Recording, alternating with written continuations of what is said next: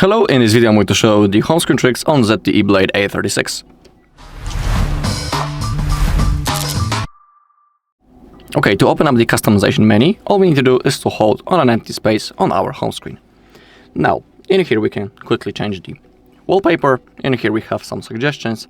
If you scroll down, you can see a lot of them, and you can also select your own by clicking on that icon and now simply select the photo from the gallery to use as a wallpaper.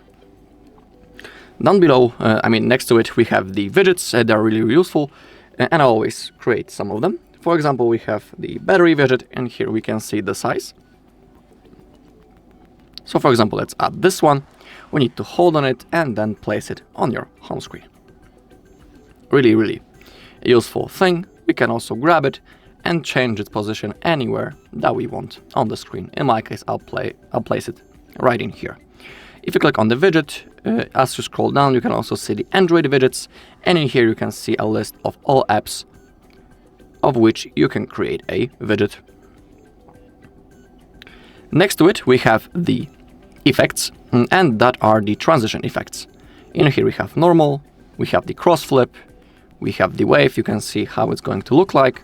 We have the cube out, we have the cube in, we have the glass, and that's basically all transition effects that we have.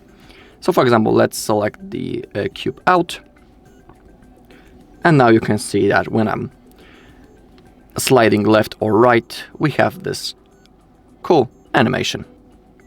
Of course, you can select the animation that you want. Alright, and next to it we have the home screen settings. We can change the home screen mode. We have the drawer or the standard mode, and also the easy one. The drawer mode allows us to simply launch the drawer. To launch it, we need to simply slide to the upside, and in here we can see all of the apps that are installed on our device. If you'll pick, for example, the standard mode, you won't have that app drawer. Now when I'm sliding to the upside, you can see that nothing is happening, and simply all of the apps are on our home screen. Personally, in my case, I will stick to the drawer mode. Alright. Now, let's open up again those home screen settings. We can also change the icon layout. We have 4:6 or 5:6. Basically, when you click on 5:6, you'll be able to place more apps on your home screen, but the icons will be a little bit smaller. I'll stick to 4:6. Also, we have feature add app icons to home screen. Basically, when you have enabled that, if you are downloading some apps from the Play Store, they will appear automatically on your home screen and you don't need to add them manually, for example, from the app drawer. We can also lock the home screen layout, prevent changes to the desktop. When this mode is enabled, we cannot move anything on our home screen because the layout is locked. Sometimes it's good because let's say that we have created our perfect layout and we don't want to change it. That's the moment when you can lock your home screen layout, so nothing will be changed. We also have the app autofill. Autofill empty spaces when apps are removed.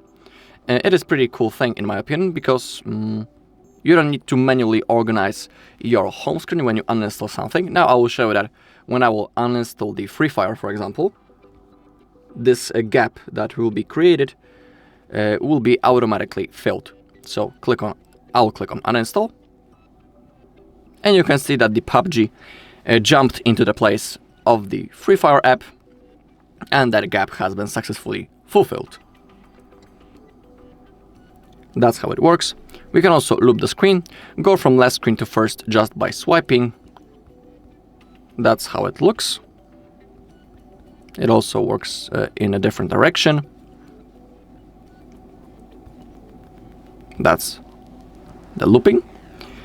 We can also change the home screen badge app icons. Show badge as dot or number. It is up to you. And in here you can see apps that are supported with this feature. Home screen badge app icon. If you want, you can enable or disable that. It is up to you. Down below we also have the app icons. We can change their shape. We can also beautify third-party app icons, use the effect that comes with the app icons. If you want, you can enable that. And also you can enable the home mono icons, icon color change with the system color. You can click on apply to add the changes, and that's how our icons will look right now when this feature is enabled. So if you want, you can enable that. Alright, and that's all in this video. Thank you all for watching. If you found this video helpful, please leave a like, comment, and subscribe.